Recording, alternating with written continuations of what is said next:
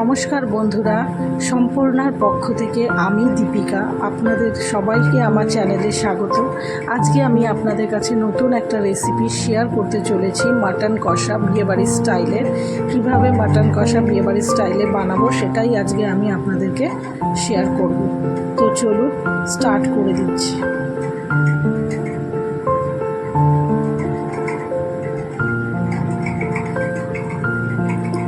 এখানে দেখুন আমি 1 কিলো খাসির মাংস নিয়েছি।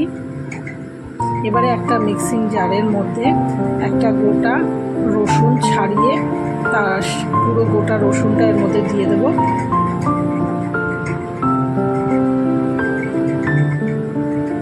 সামান্য আদা দেব, খোসা ছাড়িয়ে নিয়েছি।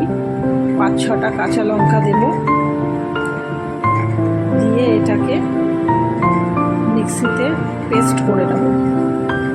দেখুন আমার পেস্টটা রেডি হয়ে গেছে। এখানে দেখুন আমি পেঁয়াজ কুচি করে রেখেছিলাম। 1 কিলো মাংসের মধ্যে 600 গ্রাম পেঁয়াজ দিতে হবে। দেখুন সমস্ত পেঁয়াজগুলো আমি দিয়ে দেব।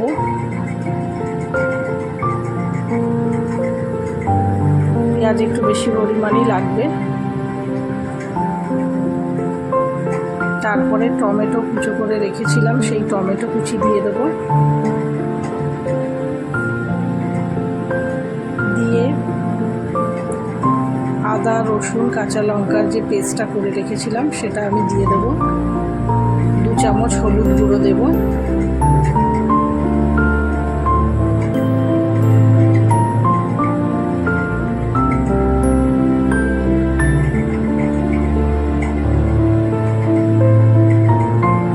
চার চামচ কাশ্মীরি রেড চিলি পাউডার দেব। 2 চামচ রেড চিলি পাউডার দেব। যাতে খুব বেশি ঝাল না হয় সেই জন্য আমি 2 চামচই দেব, বেশি দেব না।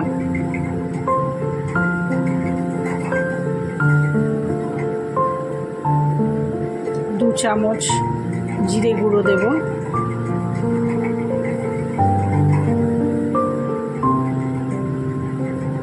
1.5 চামচ ধনে গুঁড়ো দেব।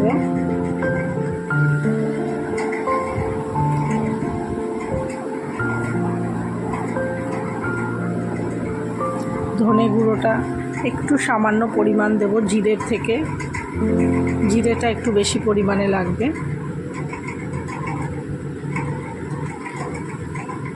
লবণ দেব স্বাদ অনুযায়ী, 2 চামচ এখানে আমি দিলাম।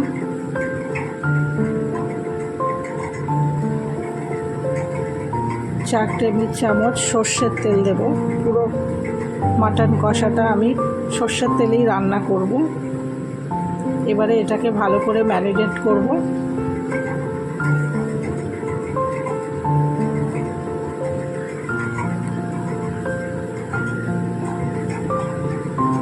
আমার ম্যারিনেট ভালো করে তারপরে থালা দিয়ে ঢেকে 1/2 ঘন্টা এটাকে ম্যারিনেট করে রেখে দিতে হবে। এখানে দেখুন আমি গ্যাসে কড়াই বসিয়ে গরম করতে দিয়ে দিয়েছি। আন্দাজ মতো তেল দেব, খুব বেশি তেল দেব না। এখানে খোসা ছাড়িয়ে আলু কেটে রেখেছিলাম, তার মধ্যে সামান্য পরিমাণে নুন আর হলুদ দিয়ে এটাকে ম্যারিনেট করে নেব।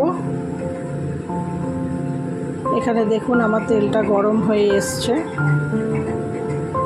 তেলটা ভালোভাবে গরম হয়ে গেলে তারপরে আমি আলুগুলো তেলের মধ্যে ছেড়ে দেব।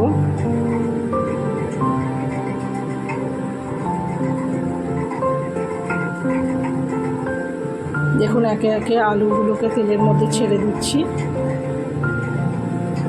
আলুগুলো ছাড়ার সময় গ্যাসটা কমিয়ে ছাড়তে হবে, নইলে তেল ছিটকে লেগে যেতে পারে। দিয়ে ভালো করে এটা নাড়াচাড়া করব, করে লাল লাল করে ভাজবো আলুগুলোকে যতক্ষণ না লাল হবে।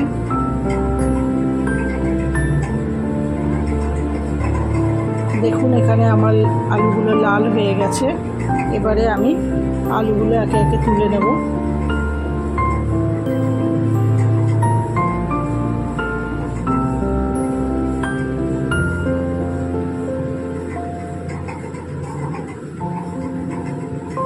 এবারে এই তেলের মধ্যেই আমি গোটা গরম মশলা ফোড়ন দেব। ছোটো এলাচ, বড় এলাচ, লবঙ্গ, দারচিনি, গোলমরিচ, শুকনো লঙ্কা, তেজপাতা ফোড়ন দেব, দিয়ে নাড়াচাড়া করব।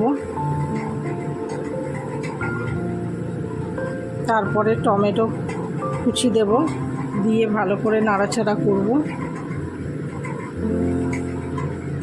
করে ম্যারিনেট করে রেখেছিলাম, দেখুন মাংসটা আধ ঘন্টা হয়ে গেছে। এবারে আমি এই মাংসটা কড়াইয়ের মধ্যে দিয়ে দেবো।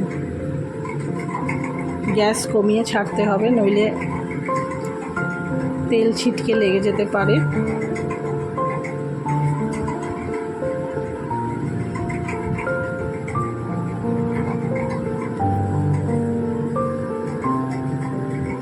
এবারে দেখুন সমস্ত মাংসটা দিয়ে ভালো করে নাড়াচাড়া করতে হবে।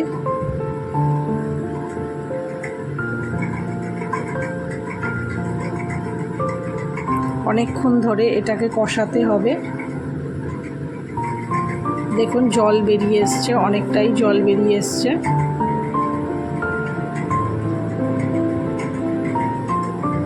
দেখুন ভালো করে নাড়াচাড়া করে এবারে আমি থালা ঢাকা দিয়ে গ্যাস কমিয়ে বাড়িয়ে এটাকে রান্না করতে হবে।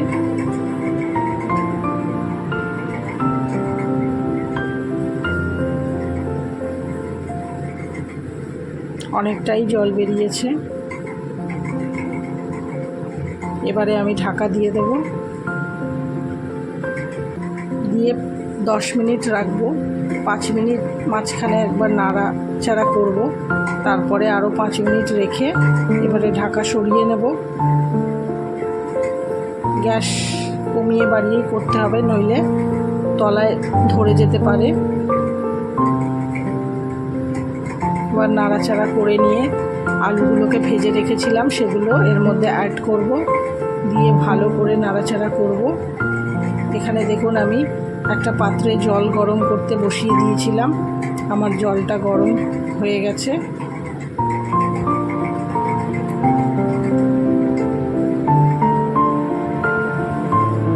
আমি 1 গ্লাস মতো জল এখান থেকে নিয়ে নেব।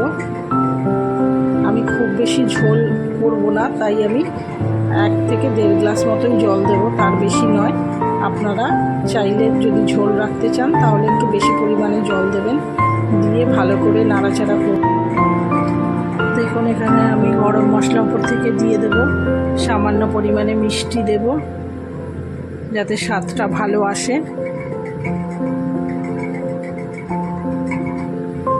এবারে নাড়াচাড়া করব, আমার রেডি হয়ে গেছে। এবারে মাংসটা সার্ভ করব।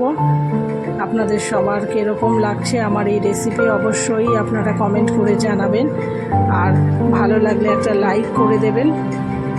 আর যারা নতুন দেখছেন তারা নিচের বেল আইকনটা প্রেস করে চ্যানেলটাকে সাবস্ক্রাইব করে রাখবেন। আপনাদের সবাইকে ধন্যবাদ পুরো ভিডিওটা দেখার জন্য। চলো টাটা।